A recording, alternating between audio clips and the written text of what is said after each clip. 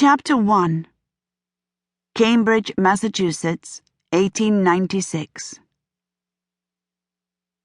The ichthyosaur skeleton at Harvard's Museum of Comparative Zoology was incomplete, but the fish lizard was one of the first to be found on American soil in the state of Wyoming, and the American University was understandably eager to put it on exhibit.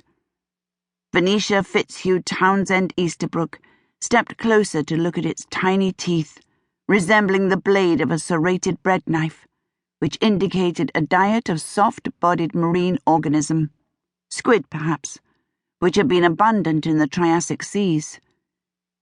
She examined the minuscule bones of its flappers, fitted together like rows of kernels on the cob. She counted its many rib bones, long and thin, like the teeth of a curved comb.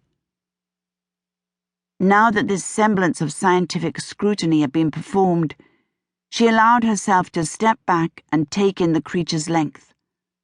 12 feet from end to end, even with much of its tail missing. She would not lie. It was always the size of these prehistoric beasts that most enthralled her. "I told you she'd be here," said a familiar voice that belonged to Venetia's younger sister, Helena. "And right you are," said Milly, the wife of their brother Fitz. Venetia turned around. Helena stood 5 feet 11 inches in her stockings.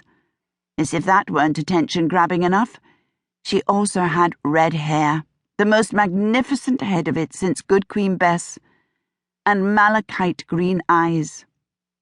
Milly, at 5 feet 3 inches, with brown hair and brown eyes, disappeared easily into a crowd.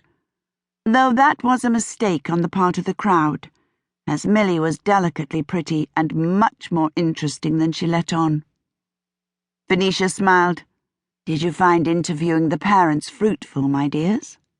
"Somewhat," answered Helena.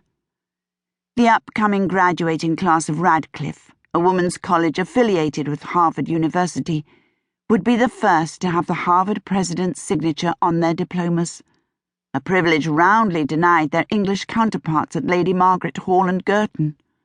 Helena was on hand to write about the young ladies of this historic batch for the Queen magazine.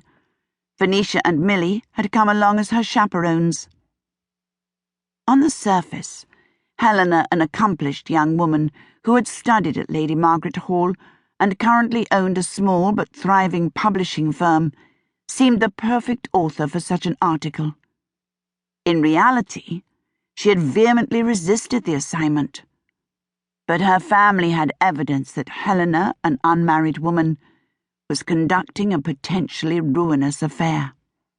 This presented quite a quandary. Helena, at 27, had not only come of age long ago, but had also come into her inheritance. In other words, too old and too financially independent to be coerced into more decorous conduct. Venetia, Fitz, and Milly had agonized over what to do to protect this beloved sister. In the end, they decided to remove Helena from the source of temptation without ever mentioning their reasons, in the hope that she'd come to her senses when she'd had some time to reflect upon her choices. Venetia had all but bribed the editor of the Queen to offer the American assignment to Helena, then proceeded to wear down Helena's opposition to leaving England. They'd arrived in the Commonwealth of Massachusetts at the beginning of the spring term. Since then, Venetia and Milly had kept Helena busy with round after round of interviews, class visits, and curriculum studies. But they wouldn't be able to keep Helena on this side of the Atlantic for much longer. Instead of forgetting, absence seemed to have made Helena's heart yearn ever more strenuously for the one she'd left behind. As expected, Helena began to mount a